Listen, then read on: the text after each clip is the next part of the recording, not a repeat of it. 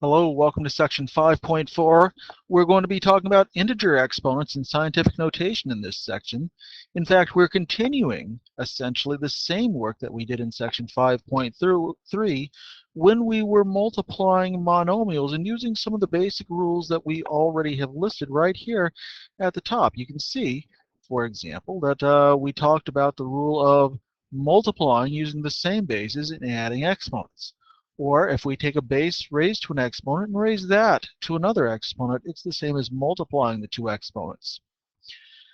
And the distributing the exponents rule, in which we take an exponent, we have two factors multiplied, and we raise each of the factors to the same exponent. That was our parentheses rule. Now we're going to add on with our division rule.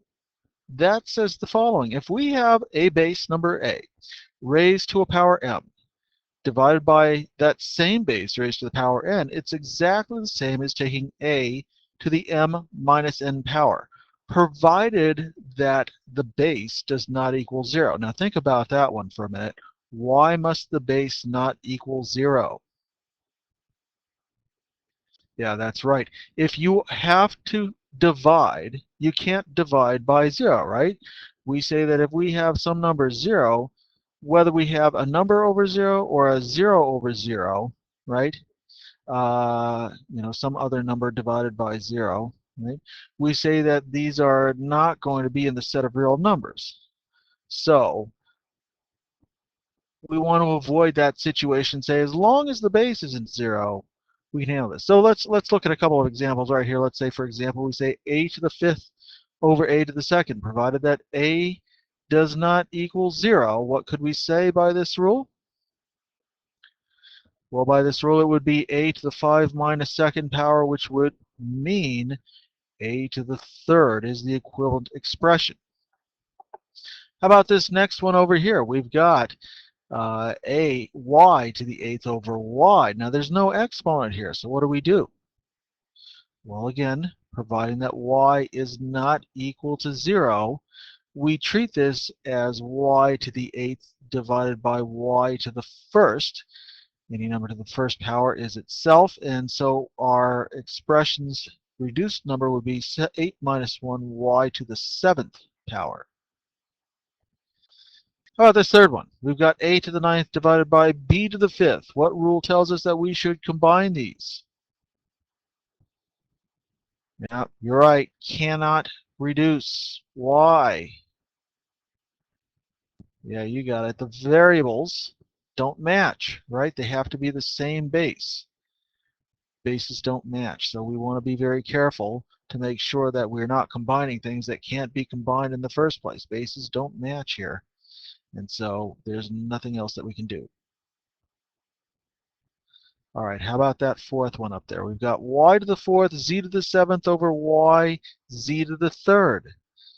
Well, it looks more complicated because we're doing a multiplication within this division problem, but in essence, we can split this up, and we can treat this as saying y to the 4th over y, which we know to be y to the 1st, times z to the 7th divided by z to the 3rd. So when we do the rule that we've been talking about, y to the 4th over y to the 1st becomes y to the 3rd. Z to the 7th divided by z to the 3rd will become z to the 4th. And that's our reduced expression. Not so bad.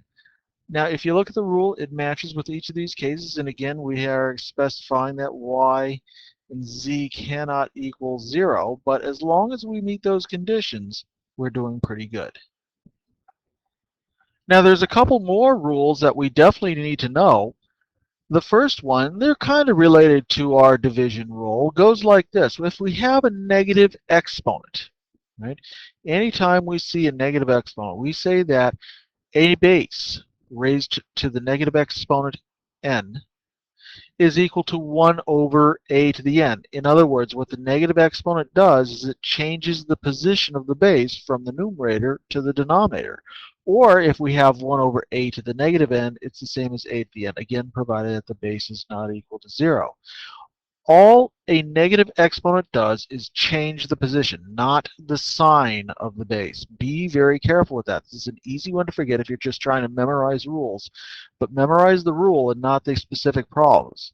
A negative exponent, I'm going to write this out, a negative exponent, I'm going to abbreviate a little bit, a negative exponent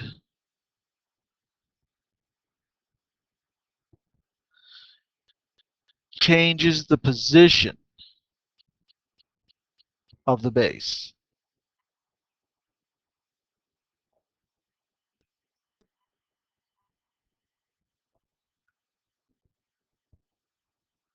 Right? Not the sign.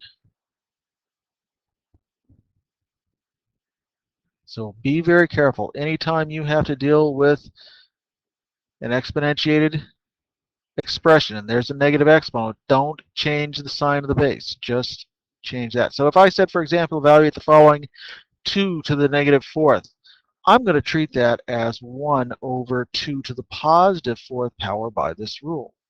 And by the way, we can evaluate 2 to the fourth as 2 times 2, which is 4, times 2 again, which is 8, times 2 one more time, and this turns out to be 1/16. So 2 to the negative fourth is 1/16. Here's another one. If I said 1 over a to the negative fifth, well, this is like the second part of this rule. As long as a is not equal to 0, we can say that this expression is the same thing as a to the positive fifth power. You can think of it as a to the positive fifth over 1 as far as changing the position of the base, but for our purposes, we always write a to the fifth. And x to the negative 10th? Oh, come on now, that's easy, right?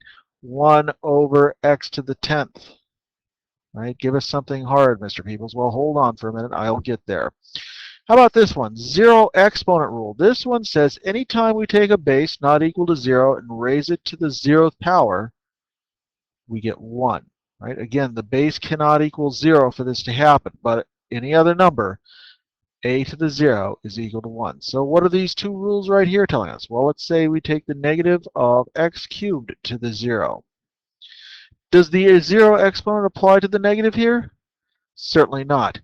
It's going to be negative whatever we get by taking x cubed to the 0th power. Now we could combine this with our rule. It says, well, this is x to the 3 times 0. But we know what that means. That's still x to the 0, right? So even though we know that this is what would happen by our multiplication rule for exponents, we're going to say, well, this is negative x to the 0. Well, that's just negative 1. Right, so that's the only thing that's going to happen right there. How about this guy right here? We've got 3y to the 4th to the 0th power. What do?